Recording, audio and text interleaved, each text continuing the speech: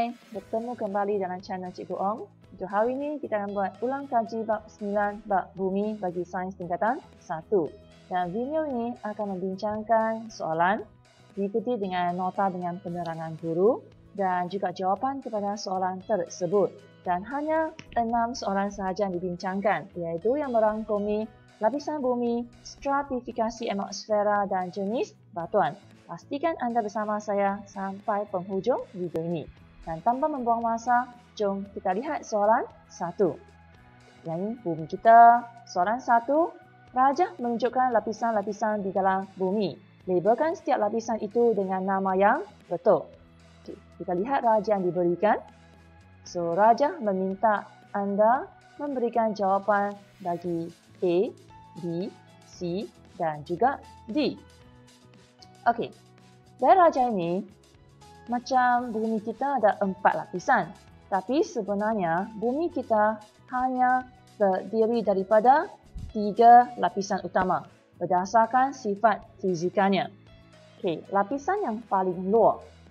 Lapisan yang paling luar adalah dinamakan sebagai kerak.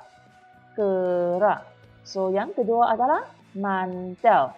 Mantel. Dan lapisan ketiga adalah teras. Teras.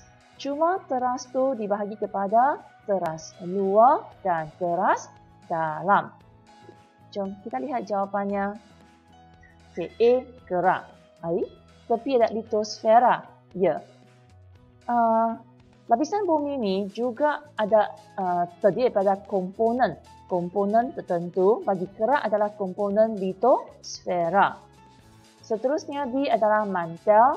Mantel adalah daripada komponen litosfera. Kenapa dua-dua litosfera kan? Okey, macam ni. Litosfera untuk mantel, dia hanya merangkumi lapisan atas sahaja. Atas sahaja yang dekat dengan kerak. Okay, mungkin sedikit saja lapisan tu. Diikuti dengan lapisan eksternosfera dan juga mesosfera. Itu 3 komponen dalam lapisan mantel. Seterusnya kita lihat C. C adalah teras luar. Yang paling dalam adalah teras dalam. Senang kan soalan 1? Kita terus kepada soalan 2. Dalam atmosfera bumi terdapat fenomena cuaca seperti awan, hujan, gempa bumi, ribut dan lain-lain yang terbentuk. Dalam lapisan atmosfera yang manakah lapis fenomena tersebut terjadi? Okay, sebelum kita menjawab soalan 2, kita perlu belajar dulu tentang stratifikasi atmosfera. Kita lihat. Oh, yang di bumi kita. Lepas tu dari bumi yang diberikan semakin ke atas kan semakin tinggi. Tengok, kilometernya semakin meningkat. Jadi lapisan bumi kita ataupun stratifikasi bumi kita ada berapa lapisan? Kalau ikut sini dah nampak kan, saya dah bagi nombor untuk kilometer ni, angka dia. So, kita dah boleh teka. Stratifikasi atmosfera terdiri daripada 5 lapisan. 5 lapisan. Okey. Kamu perlu ingat nama setiap lapisan serta fungsi dia, setiap lapisan. Apa yang berlaku dalam setiap lapisan tersebut. Okey, lapisan pertama dinamakan sebagai troposfera. Troposfera. Lapisan kedua, stratosfera. Stratosfera. Ketiga, mesosfera.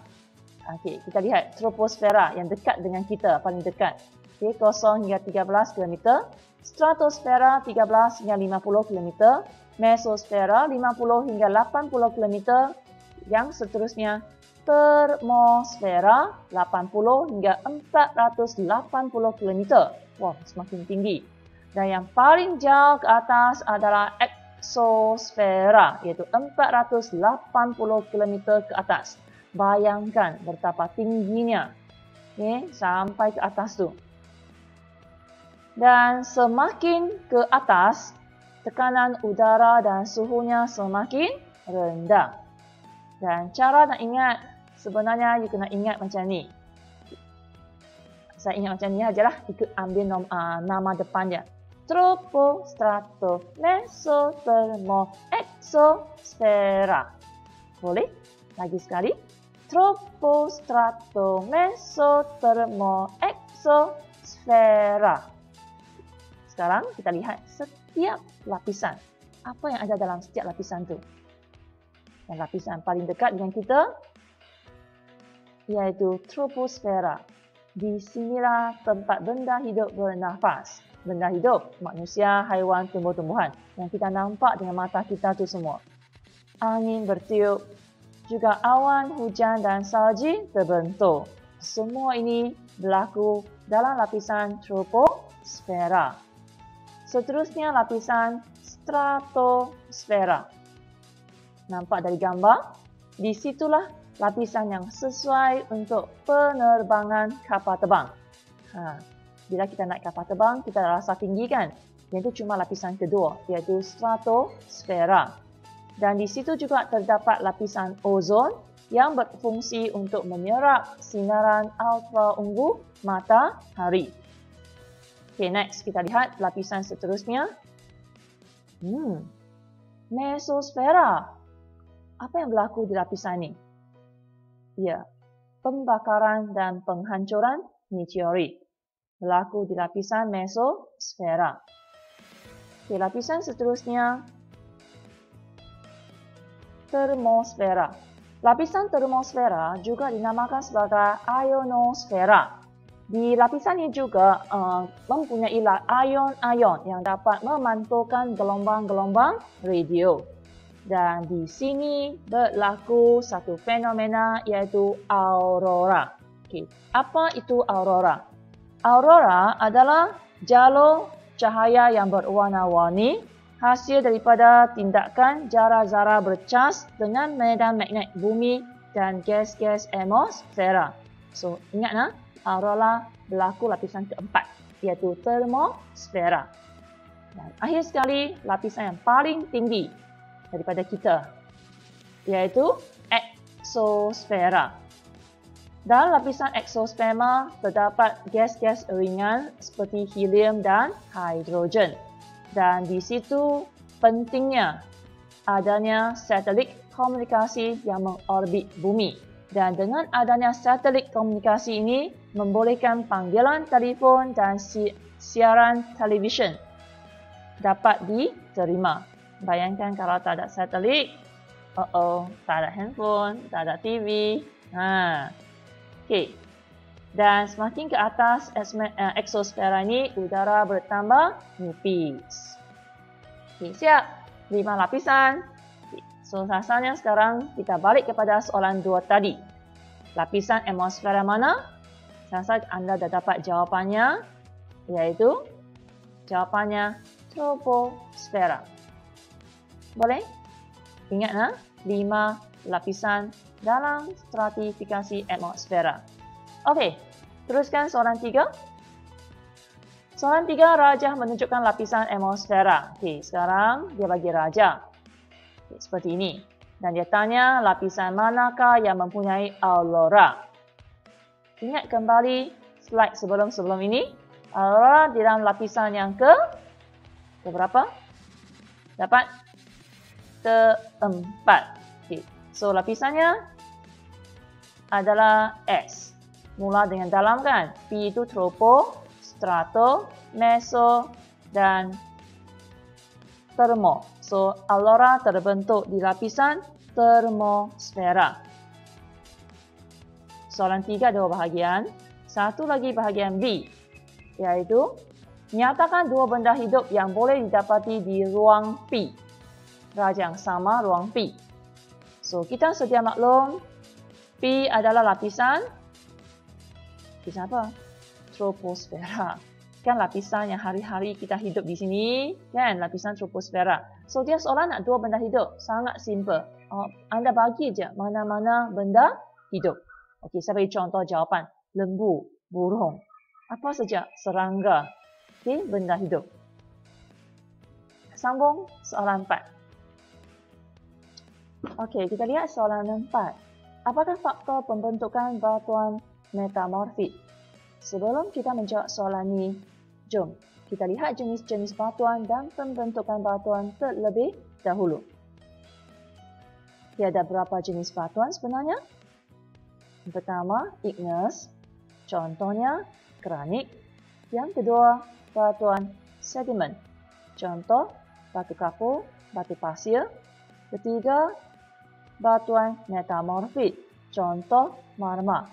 So, ingat 3 jenis batuan. Igneous, sediment dan metamorfik. Jadi, seterusnya kita lihat setiap jenis batuan. Perbezaannya, ciri-cirinya dan proses pembentukan batuan ini. Kita lihat pertama, igneous. Igneous tu, batuan igneous ni terbentuk daripada proses penyejukan dan pembekuan magma atau lawa yang mengalir keluar dari lapisan mantel. Lapisan mantel, lapisan bumi yang selepas gerak tu. Kita lihat contoh gambar, ini adalah lapisan gunung berapi. So, magma atau lawa akan keluar daripada mantel. Dia akan keluar lapisan gunung berapi. Dan lawa yang terhasil ni, bila disejukkan atau dibekukan akan bentuk batuan igneous. Dan batuan igneous ni mengandungi pelbagai bahan mineral. Batuan yang kedua, sediment. Sediment terbentuk daripada mampatan bahan-bahan endapan yang dibawa oleh sungai, glasia dan angin. Bahan endapan dibawa oleh ini.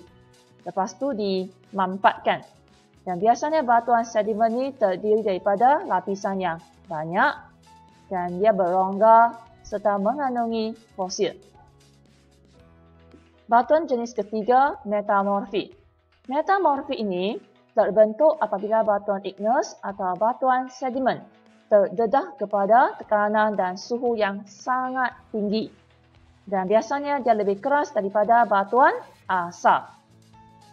Sekarang kita lihat kepada proses pembentukan tiga jenis batuan ini. Batuan igneous. Kita mula dengan batuan igneous. Batuan igneous selepas melalui proses luluh hawa dan hakisan. Luluh hawa ni adalah proses pemecahan ataupun penguraian batuan daripada yang besar kepada yang kecil. Biasanya disebabkan oleh tindakan hujan ataupun perubahan suhu, tindakan frost dan juga mikroorganisma. Maksudnya batuan besar pecah jadi kecil dan dibawa oleh tadi tu sungai, glasia, angin dienakkan. Enakan ni pula dimampatkan membentuk batuan sediment. Batuan sediment ni melalui dikenakan haba dan tekanan yang tinggi, maka terbentuklah batuan metamorfik. Batuan metamorfik ini apabila dilebur, proses peleburan akan bentuk magma. Dan magma ni bila disejukkan atau dibekukan akan bentuk balik batuan igneous. So ini adalah kitaran tu. Proses pembentukan ketiga jenis batuan. Dah? Okey? Okey kan? Maka kita balik kepada soalan 4. Apakah faktor pembentukan? Ini lain sikit. Yang pertama, tekanan yang suhu. Seperti yang slide sebelum ni saya dah ceritakan. Batuan metamorfik disebabkan tekanan dan suhu yang tinggi. Kedua, komposisi mineral batuan asal. Sebab batuan metamorfik dia dihasilkan apabila batuan igneous atau batuan sediment. Jadi memang dia komposisi mineral batuan asal memberi kesan ke atas pembentukan batuan metamorfik. Okey, ketiga lain sikit. Pengaruh kuasa tektonik. Apa itu tektonik? Dalam teori plat tektonik, kerak bumi kita ada beberapa keping lapisan, beberapa keping plat. So, plat ni dia sentiasa bergerak dan juga memberi pengaruh kepada pembentukan batuan metamorfik. Dan yang satu lagi, pengaruh bendalia dan cahaya. Okey, next. Soalan 5. Kita lihat gambar dulu. Gambar tu. Dan soalannya, raja menunjukkan aliran lawa dari sebuah gunung berapi. Apakah batuan yang mungkin terbentuk di Q? Lihat kepada raja, bahagian Q yang warna biru tu. So, bila sebut lawa, aliran lawa, saya rasa anda dah tahu jawapannya, iaitu batuan igneous. Okey, soalan terakhir untuk video ini. Siti menjumpai sejenis batuan di tepi muara sungai. Ciri-ciri batuan tersebut dicatatkan seperti di bawah. Ini adalah muara sungai. So, dia dapat daripada batu dia. Ciri-ciri batunya adalah berlapis-lapis, berongga dan mempunyai fosil kerang. Soalannya, apakah jenis batuan tersebut? Igneous, sediment, metamorphic. Senang kan? Berongga, berlapis-lapis, mempunyai fosil kerang. Yang pasti jawapannya adalah batuan sedimen. Okey, itu saja perkongsian cikgu pada hari ini. Setakat 6 soalan saja. Dan jika anda suka video cikgu, jangan lupa subscribe. Subscribe itu percuma untuk anda dapat notifikasi bagi video yang akan datang dalam masa terdekat. Okey, sekian saja perkongsian pada hari ini. Terima kasih.